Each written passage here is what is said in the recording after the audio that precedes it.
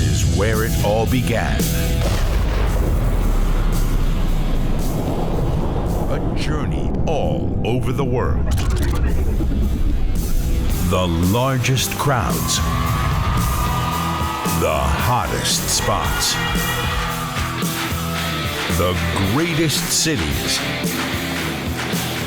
Always rocking like a hurricane. Always ready for the wind of change.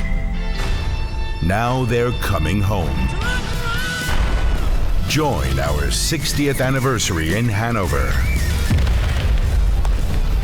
A once-in-a-lifetime show. Scorpions and Friends. See you there. Das ist schon ein richtiger Hammer. Also, erste Frage an euch. Was bedeutet euch dieses Konzert in eurer Heimatstadt? Ja, erstmal recht schönen guten Nachmittag hier in Hannover. Toll zu sehen, dass so viele von euch gekommen sind, dass so ein großes Interesse da ist. Und natürlich möchten wir uns schon mal vorweg bedanken bei Nico Röger, Hannover Concerts, bei Ossi Hoppe, Wizard, die Teams, die dahinter stehen, die diesen Event so großartig vorbereitet haben. Und wir haben so viel Freude und Spaß gehabt. Die ganzen Aktionen, die jetzt gelaufen sind, erstmal bis zu diesem heutigen Tag, an dem das verkündet wird. Und was soll ich sagen, Markus, vielen Dank für deine Einführung. Ja, wir sind natürlich total angeturnt und freuen uns sehr auf den 5. Juli 2025. Stadionkonzert, 60 Jahre Scorpions. Wir haben gesagt, sind es wirklich 60 Jahre? Es sind 60 Jahre und da müssen die auch richtig gefeiert werden. Und wo könnten wir das besser machen, als da, wo es alles angefangen hat, nämlich hier zu Hause in Hannover. Und deshalb freuen wir uns sehr auf diesen Termin, sind alle angeturnt und freuen uns auf eure Fragen. 1965, ne, da war Ludwig Erhard Bundeskanzler. Eine Handvoll Dollar kam in die Kinos, Like a Rolling Stone von Bob Dylan ist erschienen. Werder Bremen ausgerechnet wurde deutscher Meister, Hannover Fünfter. Und in Saarstedt wurde der Grundstein gelegt für über 110 Millionen verkaufter Platten, über 5000 Konzerte in 80 Ländern und unzählige Auszeichnungen. Rudolf, was ist da genau passiert 1965 in Saarstedt? Ja, es war Nachkriegszeit und man musste natürlich eine Lehre machen und das war alles nicht so schön, aber die Musik hat einen gelockt, und zwar aus Amerika, da wo Elvis Presley, Little Richard und so weiter gesungen haben. Und ich habe mich da so mit verbunden, dass ich einfach Musik besessen wurde und habe gesehen, dass ich so schnell wie möglich Menschen zusammenkriegte, Jungs, die auch Musik besessen waren. Das war nicht so einfach, weil die meisten wollten einen guten, sagen wir mal, Auftritt machen, um gute Mädchen zu kriegen. Aber das wurde dann auch ganz schnell weggedrückt und man fand auch dann die richtigen Leute, mit denen man anfing, so zu spielen, dass man schon über Saarstedt hinaus spielt, und dann ging es weiter. Also es war auf jeden Fall eine aufregende Zeit, weil alles war im Aufbruch und dazu gehörte auch die Musik und gerade die amerikanische Musik war zu dem Zeitpunkt, und dann kamen natürlich die Beatles und die Rolling Stones. Das war das Zeichen eigentlich für mich, eine Band aufzumachen und auch so wie diese 5 oder 4 Jungs um die Welt reisen und Musik machen. Es gibt ja eine schöne Geschichte dazu, wie das dokumentiert ist, dass der Vorläufer der Band, der noch Nameless hieß, 1965 gegründet wurde, und das hat mit deiner Mutter zu tun, ne? Nicht unbedingt, weil meine Mutter war Ihr Kassenbuch, meine ich. Ach, mit dem Kassenbuch, ja, das genau.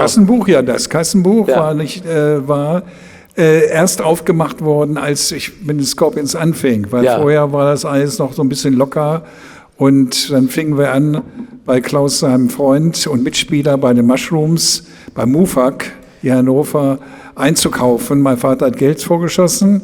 Meine Mutter hat gesagt, pass mal auf, Junge, ist alles ganz gut und schön, aber ihr müsst das irgendwie dann auch zurückzahlen, damit ihr wisst, was für einen Wert ihr da auf der Bühne stehen habt. Wir haben da schon Fox-Verstärker gehabt und alles die ganzen Sachen, die eigentlich auch schon Profis hatten. Und ja, da hat sie dieses Buch angefangen zu führen. Und das fing genau im Dezember an, 1965. Das habe ich noch rausgeholt, das ist noch vorhanden, liegt bei mir im Tresor, damit es bloß nicht wegkommt, weil das die einzige Möglichkeit ist, zu beweisen, dass diese Band so lange schon existiert. Klaus, du bist 1969 dazu gekommen, ne? Ja. Wie kam es denn dazu? Ja, als Rudolf angefangen hat und als seine Mutter das Kassenbuch geführt hat, da war ich mit meiner eigenen Band unterwegs. Die hießen die Mushrooms und wir haben in und um Hannover überall gespielt, wo eine Steckdose war, wo man spielen konnte. Und ich muss sagen, damals, so Mitte der 60er Jahre, gab es hier eine wirklich starke Musikszene in der Stadt. Gab viele junge Bands, die ihr Glück versucht haben. Jane, Eloy, um nur einige zu nennen. Wir sind alle gemeinsam gestartet und haben immer so ein bisschen geguckt, was die anderen so machen. Und ich war mit meinen Mushrooms unterwegs und wir haben in dem Freizeitheim gespielt. Und natürlich ist uns nicht entgangen, dass die Scorpions vielleicht am Wochenende davor dort einen Gig hatten und mit ihren schon sehr professionellen Transporter vorgefahren waren mit einer Menge Equipment, was meistens ein Rodi und die ganze Band dann die Treppen im Freizeitraum runterschleppen musste, um aufzubauen für die Show. Aber man wusste schon, da passiert was. Und Gerüchte halber hieß es auch, die Scorpions haben sogar schon sowas wie ein Management. Und da waren wir natürlich noch meilenweit von entfernt. Also man hat sich gegenseitig so ein bisschen beobachtet und irgendwann kreuzen sich unsere Wege. Und ich habe dann ja auch eine Zeit lang mit Rudolfs Bruder Michael in einer Band gespielt, die hieß dann Copernicus, so 1967, 68. Und da rückten wir dann noch enger zusammen. Und ich weiß noch, wir hatten so in dem Freizeitheim Vahrenwald, gab es Proberäume unten. Und da haben wir Tür an Tür sozusagen geprobt. Und Rudolf hat natürlich öfter mal gehorcht, was sein kleiner Bruder so macht. Und die Scorpions hatten damals keinen Sänger. Und ich glaube, er hat auch ein bisschen gecheckt, wie könnten sich die Scorpions so ein bisschen besser auch bei der Vokalistensituation aufstellen. Insofern kam es irgendwann Ende 69, genau zum Jahreswechsel, haben wir in einem sehr coolen Rockladen gespielt, und zwar dem Beat Club in Langelsheim, das ist am Harz. Und das haben wir nicht vergessen, da haben super geile Bands gespielt in der Zeit, die meisten aus Hamburg kamen, aus dem Starclub. Und das war schon richtig ein sehr professionelles Umfeld. Und da haben Copernicus sozusagen vor den Scorpions gespielt. Und danach haben wir uns zusammengesetzt und Rudolf hat das Angebot nicht nur seinem Bruder gemacht, zur Band zu kommen, sondern auch mir. Und da war gar keine Frage, das ist der nächste Schritt, weil ich wusste, Rudolf ist einfach ein cooler Typ und der meint es ernst. Sehr gut. 72 erschien dann euer erstes Album, Lonesome Crow, produziert von Conny Plank. Und da machen wir jetzt an der Stelle einen kleinen Zeitsprung, weil 78 bzw. 79 bist du dann dazu gestoßen, Matthias. Ja. Wie kam es denn dazu? Ja, ich hörte von meinem Freund Uli, der mein Vorgänger ist bei den Scorpions, der in den 70er Jahren da auch hervorragend gespielt hat. Ich bin mit Uli und seinem jüngeren Bruder Jochen, mit dem ich zusammen zur Schule ging, in Langenhagen aufgewachsen. Und daher hörte ich schon, dass er sich verändern wollte. Und trotzdem war ich mir nicht sicher, wann das passieren sollte. Wir sahen uns ja auch nicht jeden Tag. Und dann hat Rudolf mich eines Tages angerufen und gefragt, ob ich mal so für eine Jam-Session vorbeikommen möchte. Habe ich gesagt, klar, mal sofort.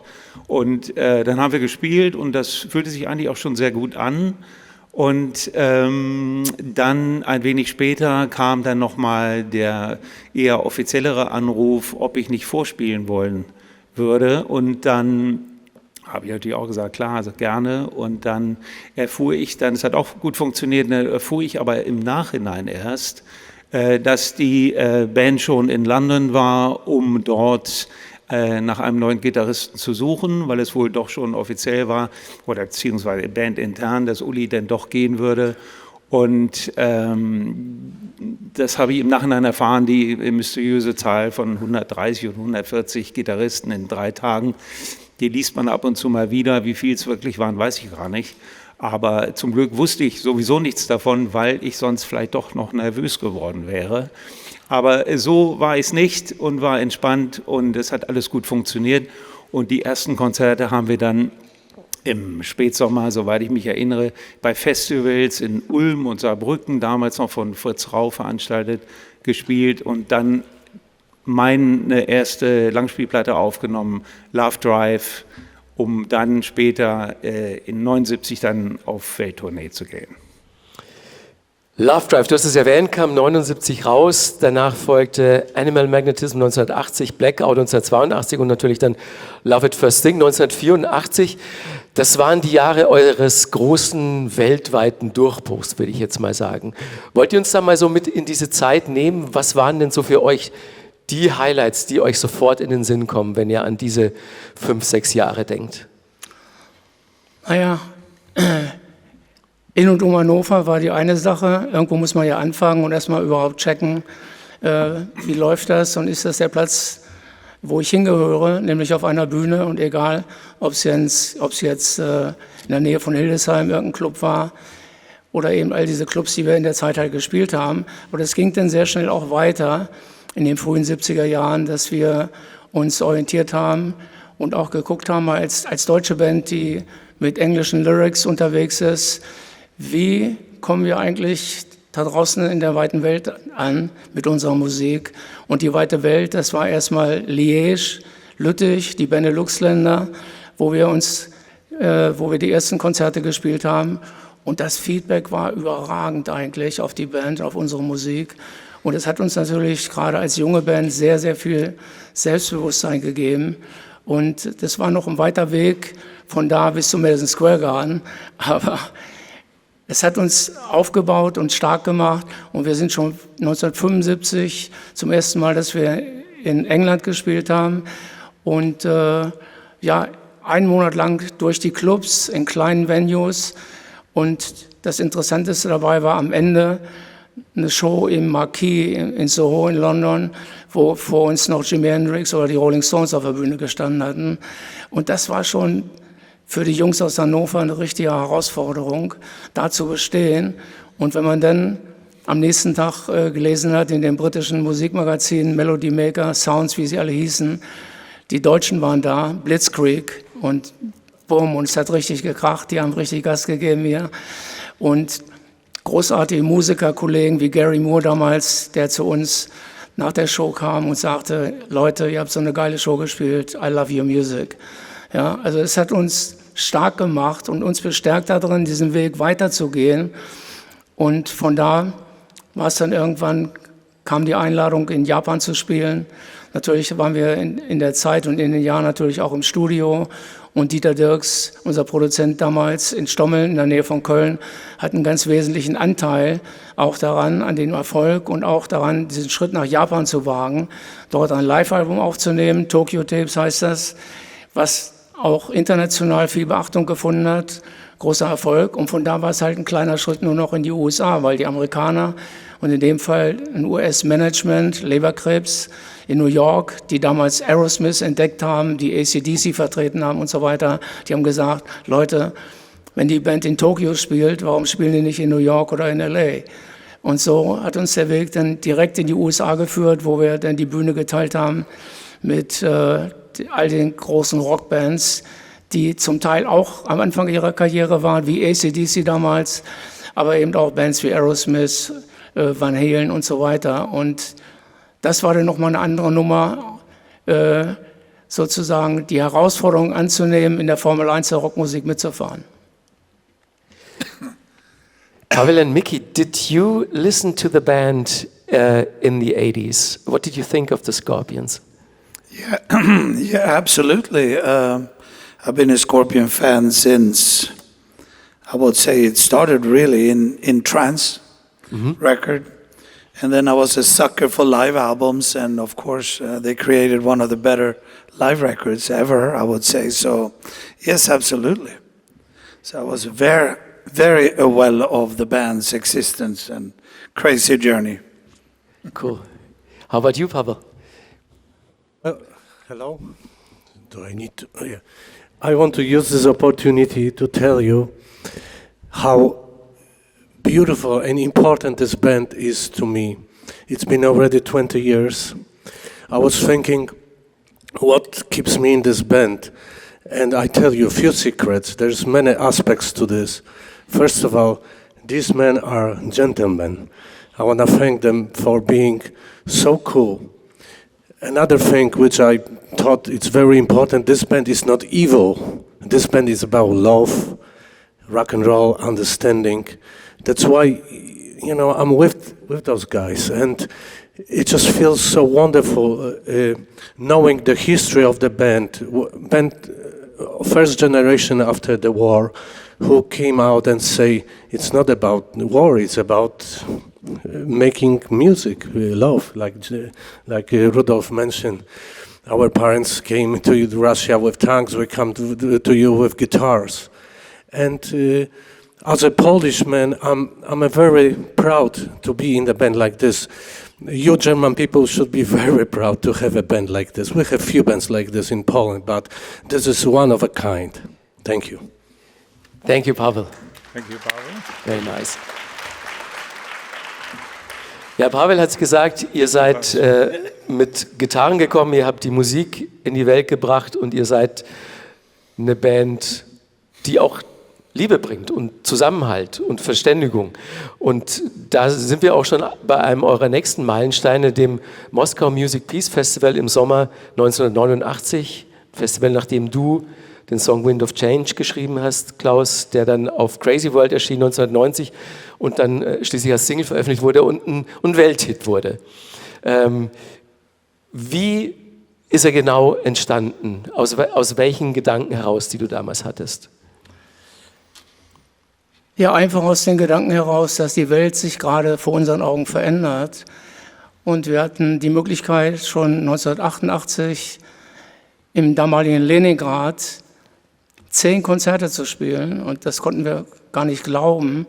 Es war ein ungarischer Promoter, der uns nach Moskau vermittelt hatte. Und geplant waren 5 Shows in Moskau und 5 in Leningrad. Aber Moskau hat uns dann sehr kurzfristig ausgeladen und haben gesagt, dann spielt doch 10 Shows in Leningrad. Und wir konnten uns das gar nicht vorstellen, in dieser großen Arena, 15.000, 16.000 Capacity, dass wir die jeden Abend da voll machen. Aber genau so war es. Und das war eine unglaubliche Erfahrung, zu sehen, wie die Menschen, die Fans, die jungen Leute in der Sowjetunion damals auf unsere Musik reagiert haben. Das war unglaublich, war sehr, sehr inspirierend. Und wir kamen ja 1988 als Band, die in den 80ern, besonders in den USA, sehr, sehr erfolgreich waren und mit mehreren Doppelplatin-Platten wieder nach Hause gefahren sind. Also wir waren eine wirklich starke, erfolgreiche Band. Und das Kapitel Russland hat nochmal eine ganz neue Seite aufgeschlagen. Und das war für uns sehr emotional und anders als alles, was wir je zuvor gemacht hatten. Und ich glaube, das hängt damit zusammen, dass wir als Nachkriegsgeneration aufgewachsen sind und vielleicht in der Familie der eine oder andere vielleicht war, der sogar vielleicht im Zweiten Weltkrieg in Russland war. Und wir waren sehr sensibilisiert dafür. Und die erste Pressekonferenz in Leningrad war dann auch, wir sind mit Gitarren gekommen und nicht mit Panzern. Unsere Eltern sind mit Panzern gekommen, wir kommen mit Gitarren. Wir bringen Musik, wir bringen Liebe. Hier ist eine neue Generation aus Deutschland. Und wenn wir uns auch immer, besonders in den 80ern, mit all den Erfolgen international, auch als internationale Band verstanden haben, da haben wir gesehen, wie aus tiefstem Herzen wir doch eine deutsche Band sind. Und ein Jahr später das Moskau Music Peace Festival. Die Welt hatte sich in diesem einem Jahr so verändert, so deutlich verändert.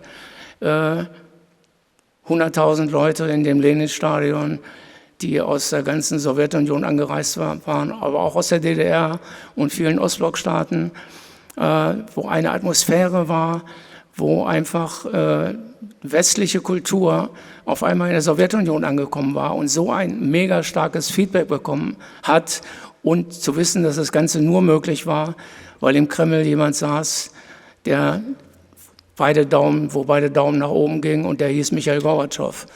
Ja, und nur deshalb war das überhaupt möglich. Und diese Inspiration und all das, was wir da mitgenommen haben an Emotionen, hat dann diesen Song Wind of Change hervorgebracht, weil der einfach nur das ausgedrückt hat, was wir in 88 und 89 in der Sowjetunion erlebt hatten und gesehen haben, dass die alten Zeiten, die Zeiten des Kalten Krieges vorbei sind, dass die Welt sich jetzt gerade vor unseren Augen verändert. Und wir sind mittendrin. Und das war noch Monate vor dem Mauerfall, dass dieser Song entstanden ist, weil er einfach diesen Zeitgeist und dieses Momentum eingefangen hat und einfach unsere Gefühle ausgedrückt hat, all das, was wir erlebt hatten. Und er ist eine Hymne für eine ganze Generation geworden. Und wenn wir jetzt nochmal über die 90er reden, ihr gehört zu den wenigen Hardrock-Bands, die die 90er überstanden haben. Da gab es musikalische Strömungen, die nicht in den Karten gespielt haben. Und es gab dann zur Expo 2000 in Hannover das Projekt Moment of Glory. Und dann kam Pavel in die Band und dann erschien das Album Unbreakable. Rudolf Matthias, warum ist diese Platte so gut und so wichtig für euch? Weil wir uns wieder zurückgefunden haben. Wir haben natürlich in den 80ern einen vollen Erfolg gefeiert und haben dann gemerkt, mit dem Überschweifen von Wind of Change, was uns ja sehr gut in die 90er getragen hat, aber wir haben auch gemerkt, dass die Alternative eine Musikrichtung ist, die total, sagen wir mal, gegen unseren Strom spielt. Und da haben wir uns dann gesagt, Mensch, was machen wir? Kämpfen wir da mit denen zusammen, um da sozusagen Konkurrenzaustausch zu machen? Nein, wir haben gesagt, wir gehen in den Osten. Wir gehen nach Asien, wir gehen nach China, nach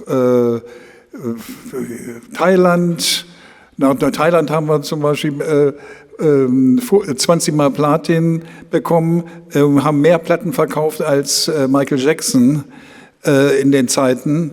Also wir sind sozusagen in ein voll neues Korea, Taiwan und so weiter haben wir gespielt. Dadurch konnten wir natürlich, und das in Stadien, also nicht irgendwie Mickey Mouse und da wieder in Clubs anfangen, sondern in Stadien.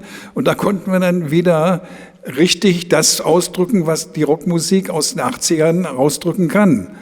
Und das hat uns natürlich beflügelt. Auf der anderen Seite haben wir natürlich nach einer Lösung gesucht.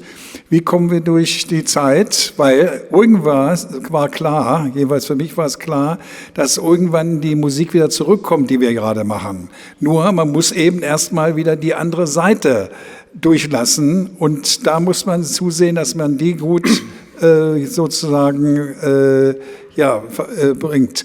Und das, was wir gemacht haben, wir haben einfach versucht, was ist unsere Möglichkeit? Wie weit sind wir musikalisch in der Lage, unsere Musik neu zu gestalten? Und dabei sind natürlich einige Sachen so wie Eye to Eye und sowas natürlich klar. Aber auf der anderen Seite war es mir so mit dem Expo-Konzert hier und Moment of Glory, wo wir mit den Berliner Philharmonikern an unserem alten Material gearbeitet haben, um die neu zu arrangieren. Das, was der Christian Kononowitz meisterhaft gemacht hat. Und da haben wir gemerkt, was für ein total geiles Potenzial wir aus den 80ern mitgebracht haben. Und dann haben wir uns wieder besonnen an die alten Zeiten und haben gesagt, so, und da kam Pavel dazu, auch ein Bassist, der so im Rock steht. Und da war die Sache klar, dass wir jetzt wieder voll in den Rock einsteigen. Und dann kam ja der Rock wieder zurück. Und das war eben der gute Punkt. Dann konnten wir wieder unsere Form des Spielens und der Show konnten wir dann wieder den Leuten vermitteln, so wie wir es wirklich fühlen und wie wir es so rausbringen. Das lief richtig gut und 2012 habt ihr nichtsdestotrotz euren für 2012 euren Rücktritt angekündigt, der zum Glück bis heute nicht eingetreten ist. Was hat euch damals bewogen zum Rücktritt vom Rücktritt? Also es war eine komische Zeit, muss ich sagen. Ich erinnere mich, wir gaben so etwas wie eine Pressekonferenz und sprachen mit den Medien über den Rücktritt. Und dann gingen wir auf Tournee und ich weiß ja, dass ich glaube, wir waren in Lissabon oder Porto, wir waren an einem Flughafen in Portugal und da habe ich dann Klaus gefragt, sag mal, wer ist eigentlich auf die Idee gekommen? Und da hat er geantwortet, also ich nicht. Und dann stellte sich heraus, es war unser ehemaliger Manager, der diese glorreiche Idee hatte. Und wir haben überlegt, ja, vielleicht ist das wirklich sinnvoll und haben uns auch ernsthaft gedanklich darauf eingestellt. Allerdings dauert so eine Welttournee eben auch 2,5 Jahre. Und da hatten wir Zeit genug zu beobachten, dass die Leute uns gar nicht gehen lassen wollen, selbst wenn wir es wollten. Und so hat sich ergeben, dass wir, nachdem wir dieses wunderbare Konzert in der Olympiahalle in München gespielt hatten und alle auch wirklich dachten, das ist nun das Letzte, kam dann gleich Anfang des folgenden Jahres, also 2013, der Anruf, ob wir nicht doch noch ein MTV Unplugged aufnehmen wollten, was wir in den 80ern, weil wir so beschäftigt waren, gar nicht umsetzen konnten. Und dann waren gleich alle wieder begeistert und dann ging es weiter und zum Glück geht es ja immer noch weiter. Und, aber das war die Anekdote hinter dem Rücktritt, der eigentlich gar keiner war. Und deswegen gab es dann auch 2015 euer 50-jähriges Jubiläum. In 2016 you joined the band, Mickey, right? Yes. How did they approach you? How did that come about that you joined the band? Well, I played with Motorhead, as you probably know, for close to 25 years. And unfortunately, Lemmy passed away then to end of 15. And then Matthias called early 16 and said, "Are you in Göteborg, Mickey?" I go, "Yeah. Can you come to Luxembourg tomorrow?" Basically, that's how it was. And I was basically going to be standing in a little bit and helping out because James Kotak was battling a little bit of a health issue. So, but he did a great tour in Germany, and I was basically just standing by at that time.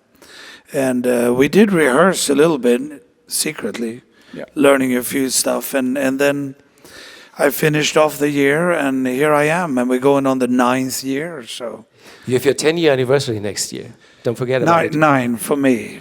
9 for you? 9 for me. Well, yeah, 9 next year. But here we are, and kicking ass like never before, I would say, and it's been a great journey so far for me. I mean, if you ask me, I'd say, yeah, I've been playing with these crazy guys for about 4 years, but we're talking 9, so time's flying, and we managed to create a great record over the COVID years, and so, you know, it's gone so quick, these 9 years, huh? I would say 4, maybe 5, but not 9, but here we are, so that's how it came about. So, you know, something bad turned into something pretty good, I would say, you know. And yeah, as Lemmy's passing and then joining this band, I wanted to bring some power and tightness and a little bit of Motorhead into to the Mighty Scorps, you know. And we've been friends for over the years. We've seen each other at festivals and shows, so we kind of knew each other, but we never played together. So, so there we are. Hopefully, many more years to come, and we're starting off with the 60th next year. So that's a great honor to be a part of that. Friends, Freunde is a good keyword because, also 60 Jahre eine Band zu sein, ist wirklich nur ganz wenigen gelungen bis dato. Ne? Also wir nehmen die Stones, klar, mussten wir das erste nennen und damit Abstrichen vielleicht noch The Who und die Beach Boys, die hatten aber viele Mitgliederwechsel und irgendwie auch mal Pausen zwischendurch. Ihr nicht, euch gibt es so lange ohne Unterbrechung. Wie habt ihr das geschafft, beziehungsweise wie schafft ihr es immer noch? Spielt Freundschaft da eine große Rolle? Die Chemie muss stimmen. Ganz einfache Sache. Das ist eine Chemie und das, warum du es machst, muss auch stimmen. Das heißt, wenn das beides zusammen stimmt, dann ist es eine Freude, auf Tournee zu gehen, weil du nicht laufend streitest, sondern du erfreust dich an dem Erfolg, den du einen Abend davor hattest und freust dich schon auf den nächsten Erfolg. So, und das zusammen zu erschaffen und das zusammen durchzuführen, das ist der Spaß dabei. Und den möchte man nicht zu Hause haben, indem man alleine sitzt und sein Geld zählt. Das bringt gar nichts. Ne? Und das ist eben das Schöne bei Rockmusik oder bei Musik im Allgemeinen, dass es zusammenschweißt, dass es einfach, wenn die Chemie stimmt, so eine Kraft gibt, dass man sich das gar nicht vorstellen kann als jemand, der nicht das schon mal gemacht hat. Und deswegen kann man nur sagen, soweit die Füße tragen. Wer hätte es gedacht? Es ist ja wunderbar zu sehen, wie ja auch was zurückkommt. Ne? Die letzten Konzerte, die ich von euch besucht habe, ich fand es total toll, dass man inzwischen da so mal locker 3 Generationen unter einem Dach sieht. Und was mich besonders freut, ist so, dass offenbar ja auch sehr, sehr viele junge Leute, so geht mit 14, 15 los und in den frühen 20ern, dass die richtige Scorpions-Fans geworden sind. Was glaubt ihr denn, was der Hauptgrund dafür ist, dass ihr so viele Generationen jetzt abholt? Der Hauptgrund ist auf jeden Fall YouTube. Weil das war auch der Punkt, den Matthias vergessen hatte zu erwähnen. Aber er hat es erwähnt, indem es auf einmal standen so viele junge Kids vor der Bühne. Das ist der Grund gewesen, weil die zum ersten Mal die Chance hatten, auf dem Bildschirm die Band zu sehen und was da abgeht. Und dann haben die gesagt, Mensch, wenn die kommen, dann muss ich auf jeden Fall auch mal da sein. Und das ist der Hauptgrund, meiner Meinung nach. Ja, es sind überhaupt die Social Medias, die eine große Rolle spielen in den letzten Jahren. Auch diese Pressekonferenz jetzt gerade läuft live auf Instagram und es gibt, glaube ich, Kommentare aus der ganzen Welt dazu, die jetzt mit dabei sind. Und da sind natürlich viele junge Leute dabei. Und wir werden mal gefragt, wird euch das nicht so anstrengend, die vielen Touren und all das, was damit zusammenhängt? Man kann nur sagen, es ist anstrengend, keine Frage, auch gerade wenn man Jahr für Jahr auch ein Stückchen älter wird, aber man bekommt so viel Energie von den Fans zurück und das ist vielleicht auch ein guter Moment, Danke an die Fans zu sagen, die uns so loyal an der Seite stehen in der ganzen Welt für so viele Jahre und das gibt einem unheimlich viel Power und Energie. Und in dem Moment, wo man da rausgeht und sieht in die Gesichter und sieht das Excitement, ist das einfach fantastisch. Und man kann das auch wirklich ganz schwer beschreiben, was das ausmacht.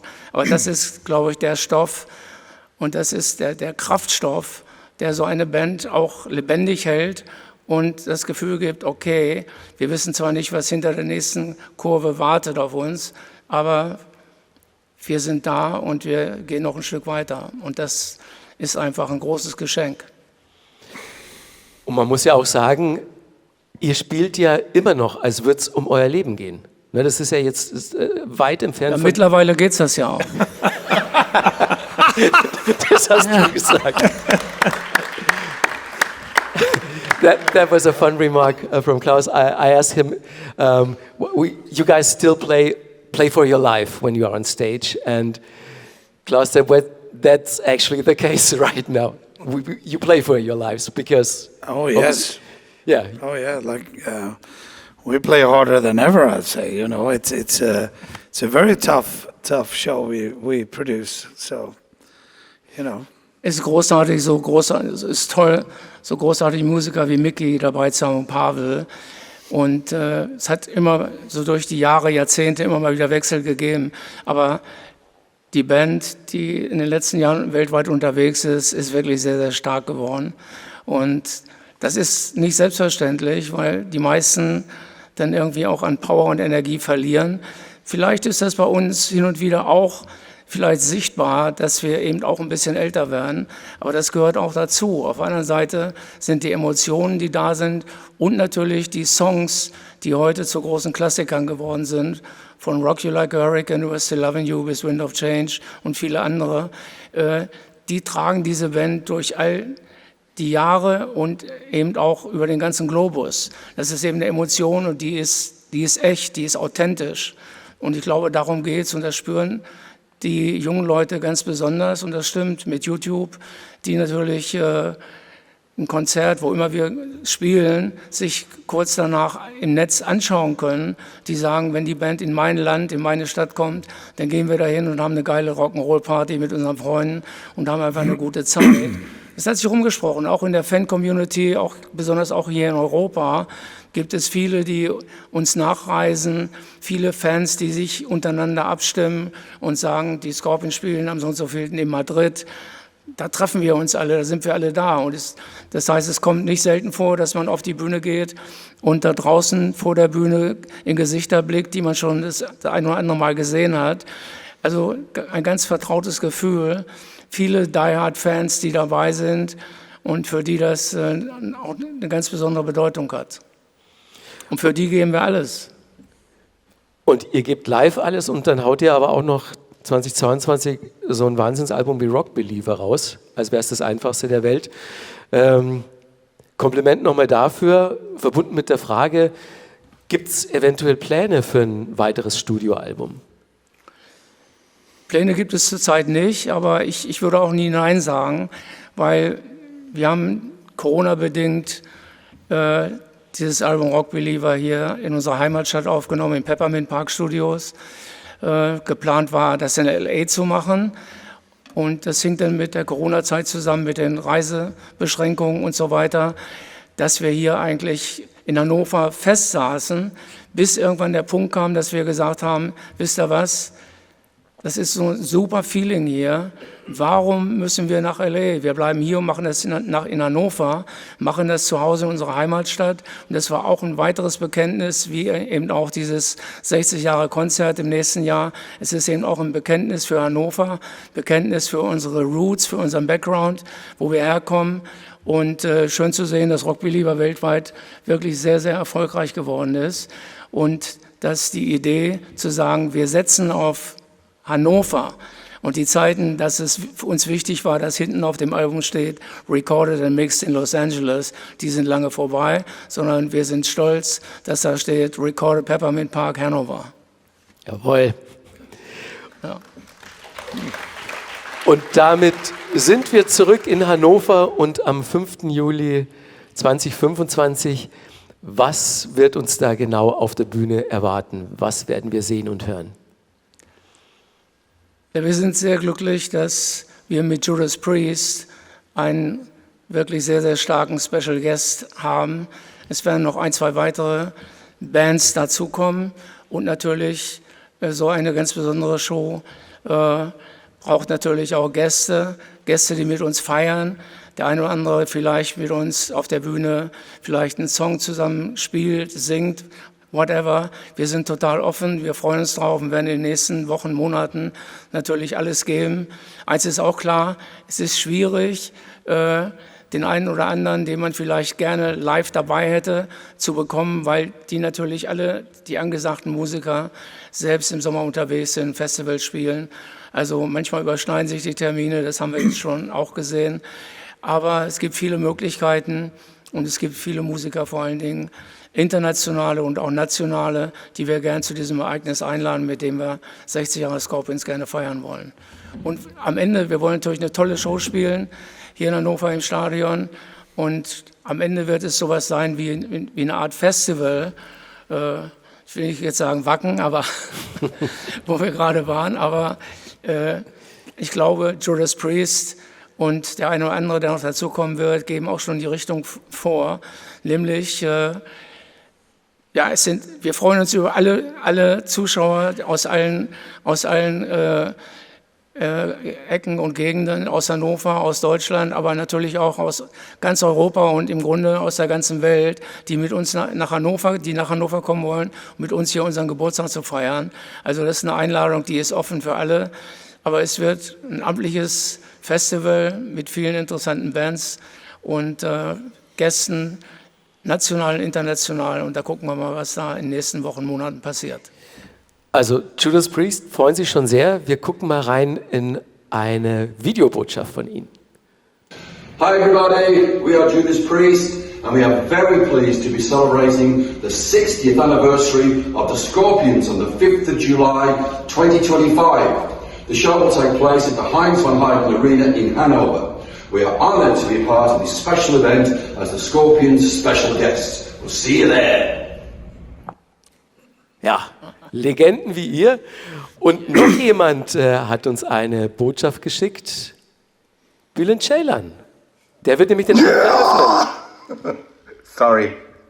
Ich freue mich riesig, weil ich eine Nachricht bekommen habe, die der absolute Wahnsinn ist.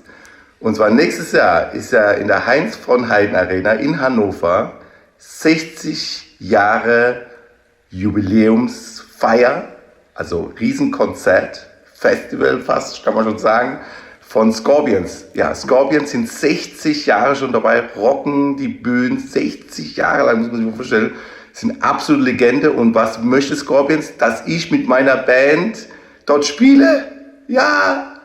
Ich bin so gerne Vorgruppe von Scorpions, mega geil, vielen, vielen Dank. Es sind auch noch andere Gäste dabei, aber am 5. Juli nächstes Jahr bin ich dabei mit Band Rock'n'Roll. Yeah, Scorpions! Sehr gut. Nico, Ossi, ihr habt noch weitere Informationen für uns, richtig? Ja, gerne.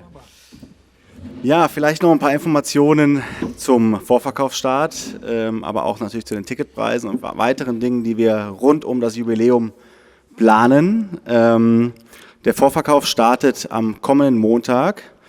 Es wird aber noch eine Besonderheit geben, nämlich die leider abgesagte Tour im Herbst diesen Jahres. Haben die Ticketkäufer der Tour die Möglichkeit, ja, ein Presale Tickets zu erwerben, und zwar ab Samstag. Alle Ticketkäufer werden informiert und haben somit ein kleines Vorkaufsrecht, aber es wird dann auch noch in allen Kategorien Tickets geben. Die Ticketpreise starten ab 78,75 € und gehen hoch bis 151,75 € im Front-of-Stage-Bereich. Ja, es ist einiges geplant rund um das Konzert. Es wird sicherlich eine ausgefallene Show, keine normale Scorpions Tour Show. Wir haben uns oder werden uns einiges einfallen lassen und freuen uns schon sehr auf den Tag. Rund um das Ganze planen wir auch noch ein Scorpions Museum mit all den schönen Dingen, die über die Jahre im Lager eingelagert wurden. Das wird dann eine Woche vor der Show beginnen und wird auch noch eine Woche nach der Show zur Verfügung stehen, beziehungsweise für jeden öffentlich sein. Da freuen wir uns sehr drauf, und natürlich wünschen wir uns, dass diese Stadt mit einer so wunderbaren Band das Ganze lebt, und unser Ziel ist es am Ende, die Menschen aus aller Welt, aus Deutschland nach Hannover zu holen und ein besonderes Ereignis zu bescheren, und alle Bars, alle Hotels, die hier auf dem Weg sind, versuchen wir natürlich mit Scorpions Musik und mit dem entsprechenden auch auszustatten, dass es dann ein ganz toller und runder Tag wird. Klingt super.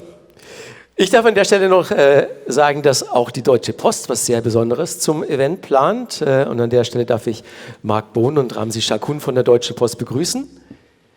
Ja, genau, die beiden Herren, die stehen dann nach der PK auch noch für Fragen zur Verfügung.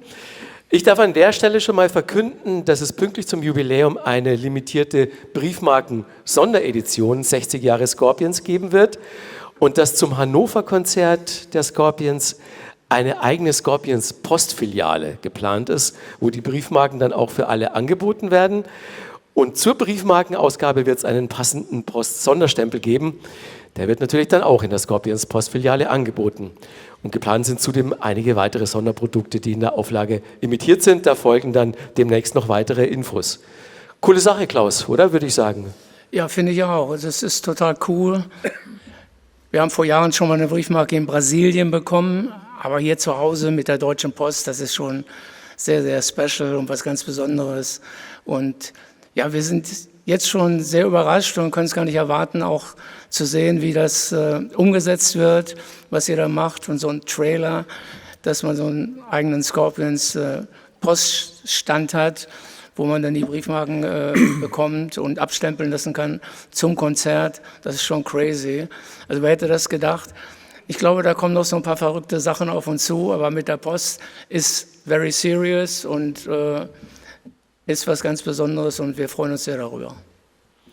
Und Nico, es gibt noch Leute aus Politik und Kultur, die sich auch sehr auf das Event freuen. Genau, nämlich nicht nur die Scorpions feiern nächstes Jahr ein 60-jähriges Jubiläum, sondern auch die City of Music. Und da haben die Jungs natürlich auch einen großen Anteil dazu beigetragen, dass die Stadt diesen Namen trägt. Und jetzt gibt es ein paar Grußbotschaften aus dem Rathaus. Ich gratuliere den Scorpions zum 60. Bühnenjubiläum und bin dankbar, dass sie Hannover mit ihrer einzigartigen Musik auf der ganzen Welt vertreten. Mit über 110 Millionen verkauften Tonträgern und 60 Jahren auf der Bühne haben sie wahrlich Musikgeschichte geschrieben. Die Rocklegenden gehören zu Hannover wie der Rock'n'Roll zur Musik. Herzlichen Glückwunsch. Hannover ist stolz auf euch. Wir feiern nächstes Jahr hier in Hannover 10 Jahre UNESCO City of Music. Und das hat auch einen Grund, dass wir diesen Titel bekommen haben. Das lag ganz wesentlich auch mit an einer fantastischen Band aus Hannover, nämlich den Scorpions. Wir freuen uns sehr, dass diese Ausnahmeband, die international unfassbar erfolgreich ist, hier in Hannover ihr Zuhause hat und sich mit Coming Home auch zu ihren Wurzeln bekennt. Liebe Scorpions, herzlichen Glückwunsch zum 60-Jährigen. Wir freuen uns auf eine gemeinsame Feier und viel Musik in der UNESCO City of Music und Scorpionstadt. Sehr schön. Kulturdezernentin Eva Bender davor, der Oberbürgermeister Belit Onay. Und damit würde ich gerne an der Stelle euch das Wort erteilen, eure Fragen an die Band.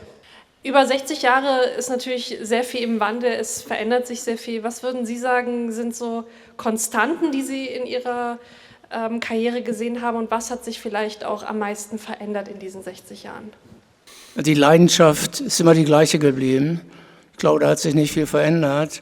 Und auch durch alle Generationen, neue Künstler, junge Bands, die Leidenschaft für Musik, für Kultur, das hat sich nicht verändert. Das ganze Umfeld und insbesondere die Social Medias, ich glaube, das ist das Wesentliche, was heute wirklich anders ist als zu der Zeit, als wir angefangen haben.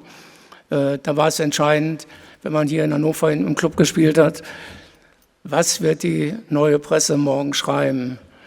Was wird die Hannoversche Allgemeine über dieses tolle Konzert in dem Club sowieso berichten?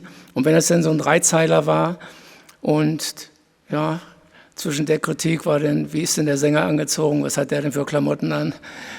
Dann war das ein Schock und hat gedacht, große Güte. Heute ist das natürlich ganz anders und die ganze Welt ist mit dabei, wie ich vorhin schon sagte, auch jetzt gerade.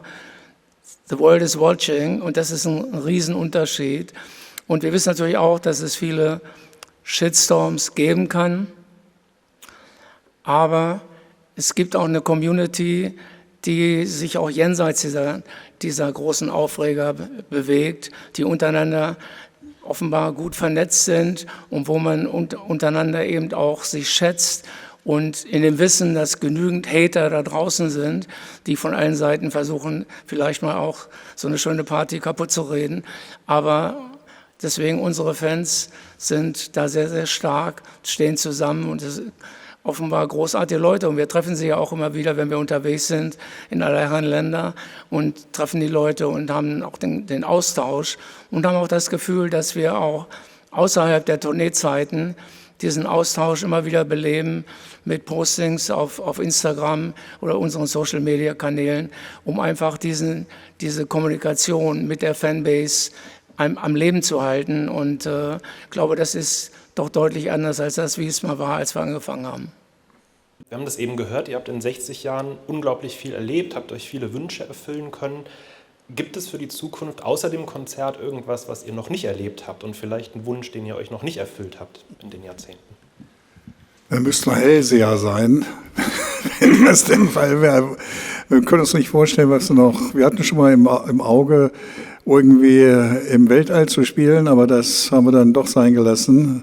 Das war doch so anstrengend.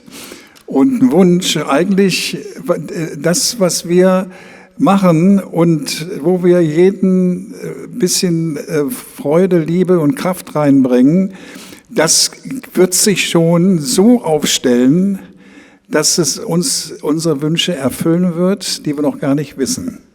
Das heißt, wir sind sehr offen dem Leben gegenüber und wollen nichts forcieren oder irgendwie, oh, ich will das noch oder das noch. Nein, das alleine, du kannst das geben, indem du einfach als Band zum Beispiel, wenn wir gerade darüber gesprochen haben, neue Platte machst vielleicht gibt es wieder ein anderes, da auf einmal dazu uns bringt, zu sagen, ja, das ist eine gute Idee, das machen wir. Und wenn das eine gute Idee und das machen wir ist, dann wird das auch gemacht. Und dann wird das auch gemacht, egal ob Corona oder nicht. Wir finden einen Weg. Und das ist das Interessante und unheimlich Schöne bei dieser Lebensart, weil du bist flexibel.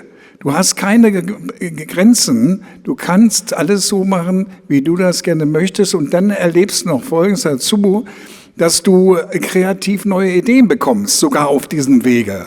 Weil wenn du eingefahren bist, fliegst nach Los Angeles ins Studio, ja, jetzt machen wir das Album. Ja, So, wenn du dich aber einstellst auf die Situation und sofort sagst, Mensch Kinder, dann lass uns das so machen, wir sind stark genug, wir können das auch selbst, dann musst du die neue wieder besinnen und in dem Augenblick bist du schon wieder in einem kreativen Prozess drin, der wiederum durch diese Kraft, die da alle zum Mitmachen bringt, neue Kraft bekommt und dadurch zu einer Freude und zu einer Anstrengung wird. Aber das beides passt gut zusammen. Ich habe jetzt noch mal eine konkrete Frage zu dem Konzert dann nächstes Jahr. Und zwar, das wurde ja gerade eben schon ein bisschen angesprochen, aber vielleicht kann noch mal ausgeführt werden, wo denn jetzt tatsächlich der erste Impuls kam für dieses Konzert, wo die Idee genau herstammt und wie lange jetzt auch das schon geplant ist. Also die Planung geht schon eine ganze Zeit zurück. Ich glaube, wir sprechen da schon über ein Jahr drüber. Länger, 2 sogar. Sogar 2 sogar? Ja, also die Frage war ja 60 Jahre Scorpions und Rudolf war es, der es angesprochen hat und sagt, ja, es sind 60 Jahre 2025, wollen wir was machen? Und wenn, was machen wir? Und vor allen Dingen, wo machen wir es? Natürlich könnten wir uns auch vorstellen, so eine 60 Jahre Party über das ganze Jahr an verschiedenen Orten, Konzertorten zu feiern, aber irgendwo sind wir dann sehr schnell doch an den Punkt gekommen, dass wir gesagt haben, wenn wir 60 Jahre Scorpions feiern wollen, macht das nur Sinn, Coming Home nach Hannover, Coming Home dahin, wo wir angefangen haben, wo alles mal begonnen hat. Und das ist das Einzige, was Sinn macht. Und haben natürlich dann sehr schnell auch mit Nico und Ossi und Unterstützer gefunden, die diese Idee und diesen Gedanken, was zu Hause zu machen und dann vielleicht sogar ins Stadion zu gehen, haben wir starke Unterstützer gefunden, wo wir vielleicht noch ein bisschen gezögert haben, die gesagt haben, nee, wenn ihr nach Hannover kommt, dann machen wir das Stadion. Ja? Und so ein bisschen über allen ist auch der Spirit heute von unserem lieben Freund Wolfgang Besemer, ehemaligen Chef von Hannover Concerts, der leider jetzt auch mittlerweile schon seit 10 Jahren nicht mehr dabei ist. Aber sein Spirit, lieber Wolfgang, du bist heute dabei. Das hat auch eine große Rolle dabei gespielt. Wenn ihr so durch die ganze Welt tourt, was vermisst ihr dann aber doch noch von der Heimat? Wie viel Niedersachse steckt noch in euch? Ja, wir sind so ein bisschen erdfest und sturmverwachsen, wie dieses schöne Lied ja sagt. Und so ganz können wir auch unsere niedersächsische Mentalität auch nicht abschütteln, wollen wir auch nicht. Wir sind zwar schon sehr früh mal in die weite Welt rausgezogen und das war auch immer ein großer Anreiz, einfach. Es hängt mit so vielen Sachen zusammen. Die neue deutsche Welle in den 80er Jahren. Wir waren in New York und haben Madison Square Garden ausverkauft in der Zeit und waren immer schon sehr international ausgerichtet. Das ist zu Hause nicht immer gut angekommen. Und wir haben dann auch uns schnell abgewöhnt, zu erzählen, dass beim Östfestival 300.000 Leute vor der Bühne standen. Das ist dann in der Heimat gar nicht so gut angekommen. Das mussten wir auch erst lernen. Aber wir haben eben auch über die Jahre eben auch zu Hause sehr viele Fans dazu gewonnen. Und es ist natürlich klar, dass so ein Konzert in Hannover, und das war, wann immer wir in Hannover gespielt haben, das letzte Mal war vor einem Jahr in der ZAK Arena, das war großartig und haben auch gespürt, dass die Herzen hier zu Hause auch schlagen für die Band und dass Hannover einfach rockt. Und deshalb war die Entscheidung, dann auch zurückzukommen nach Hannover für 60 Jahre.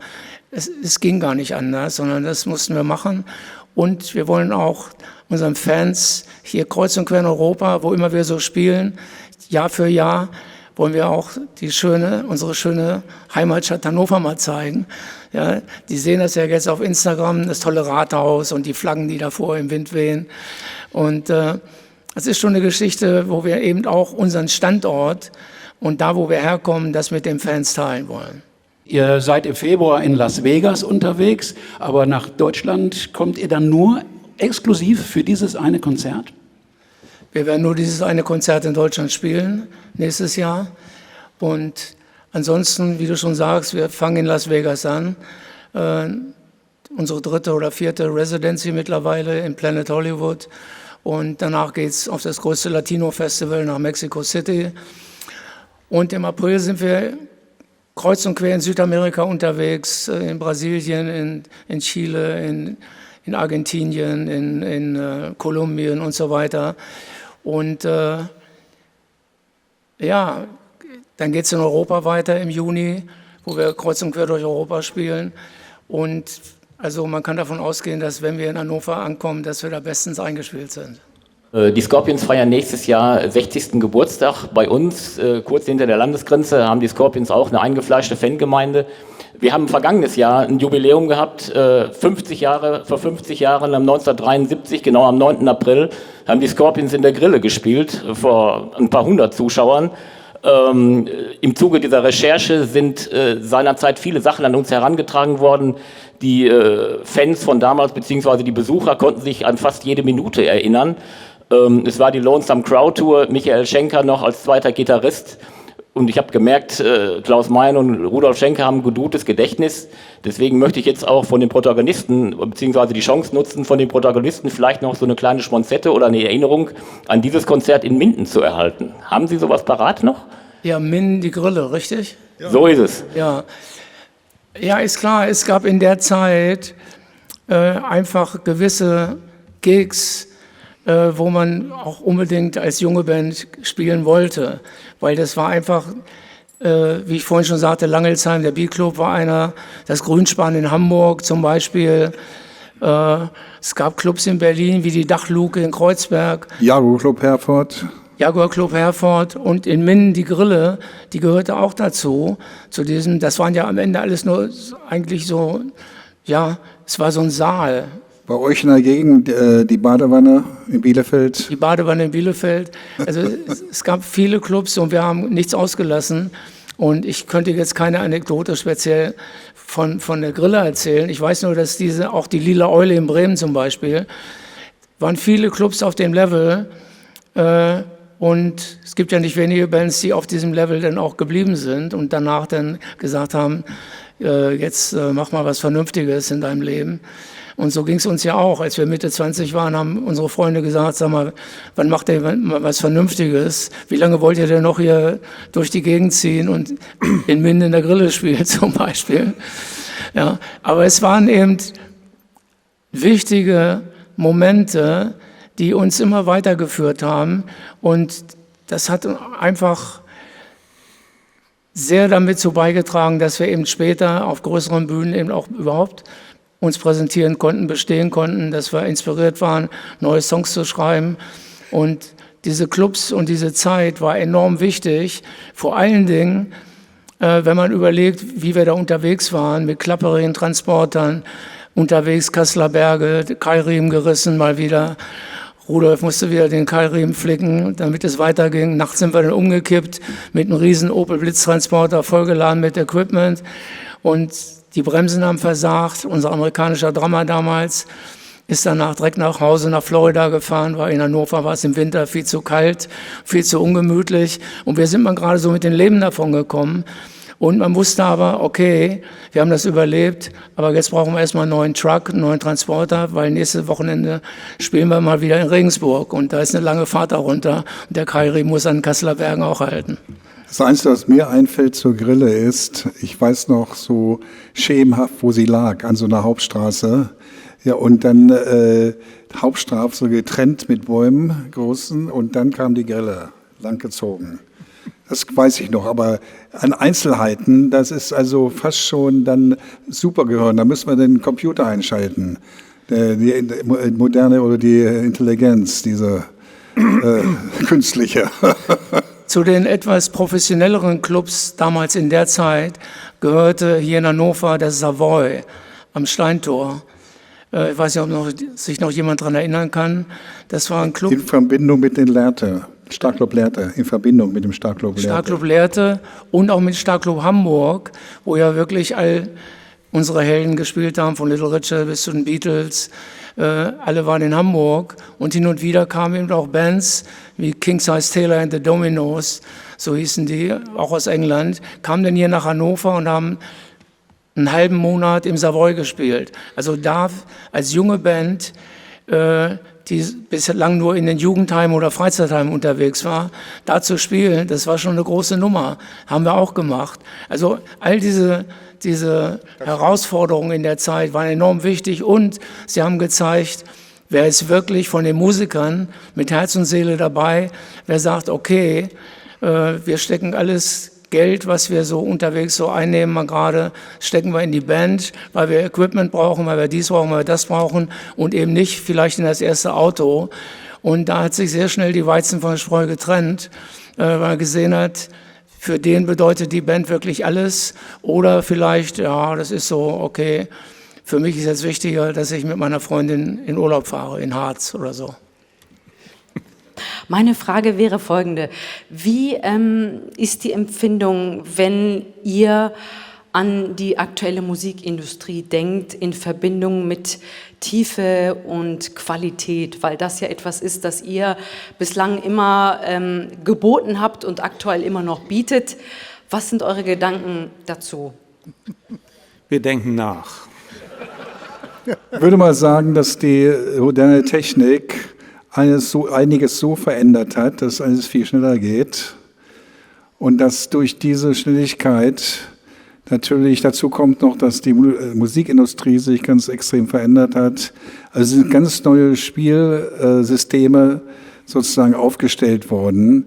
Das kann man heutzutage nicht mehr vergleichen, weil das ist eine andere Zeit und diese Zeit wird so bedient, wie es möglich ist und auch in der Schnelligkeit, wie sie dann konsumiert wird, ist das ruckzuck, dann ist schon wieder was da, das nächste da. Also ist da die Zeit nimmt einem viel früher, hatten die Leute Langspielplatten gehört, 10, 30, 40, 100 Mal, bis sie nur noch kratzte.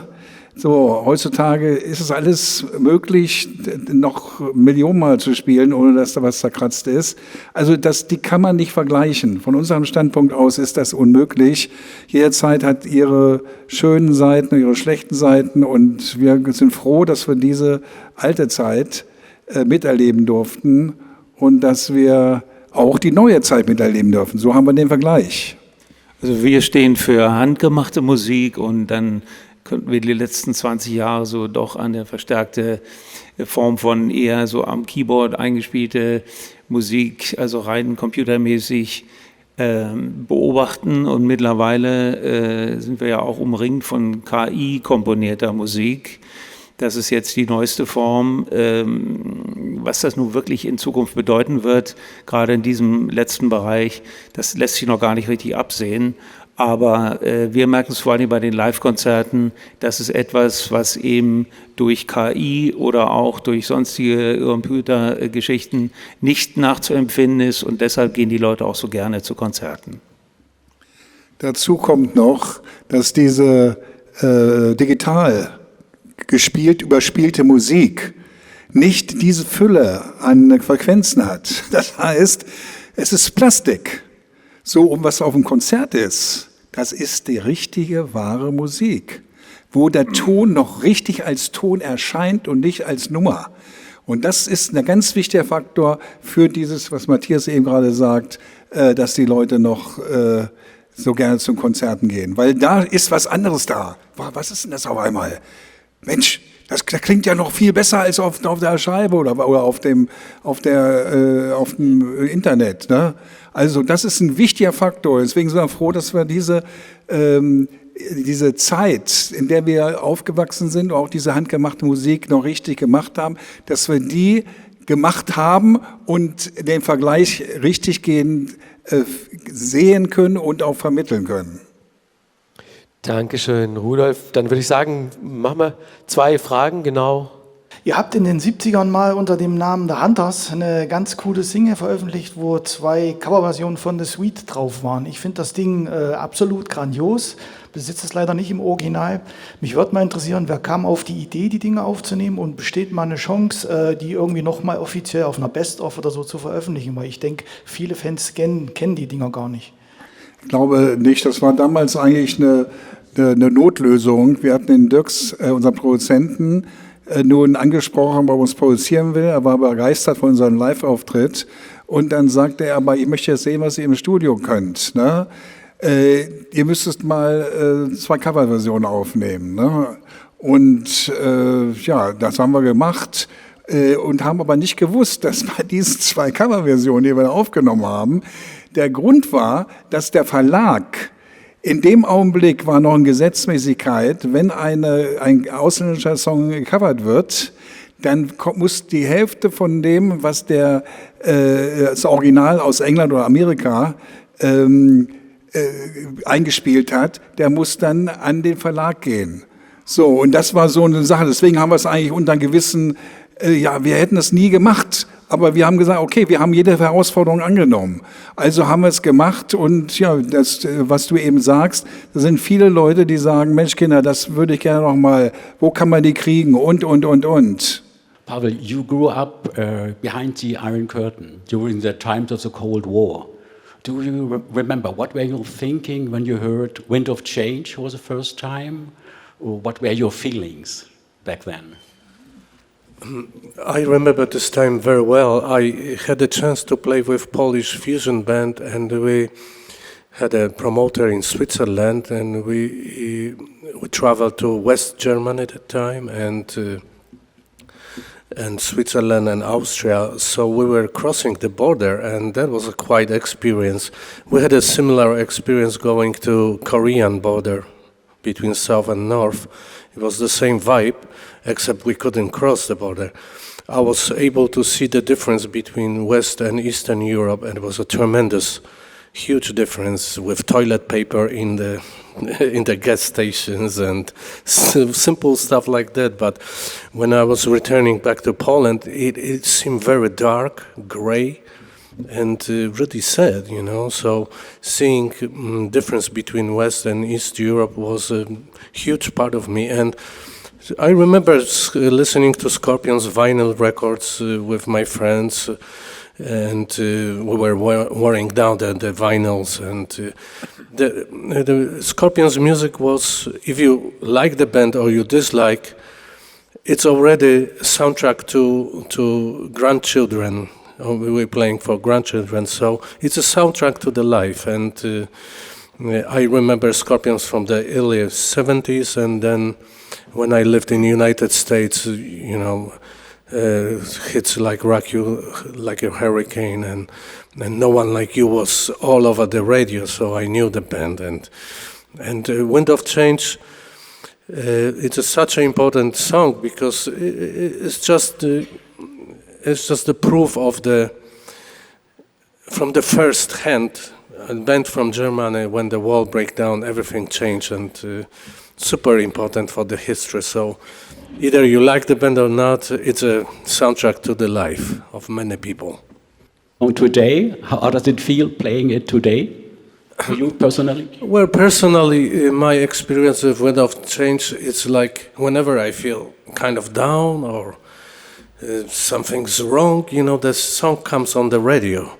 So it's my special treatment. I'm like, wait a second, what are you complaining about? It's you part of the band. So to me, also, you know, when you play the song many times, you know, or if the song is overplayed on the radio, you might have a feeling, I had enough of this song, you know, how many times you can listen to this.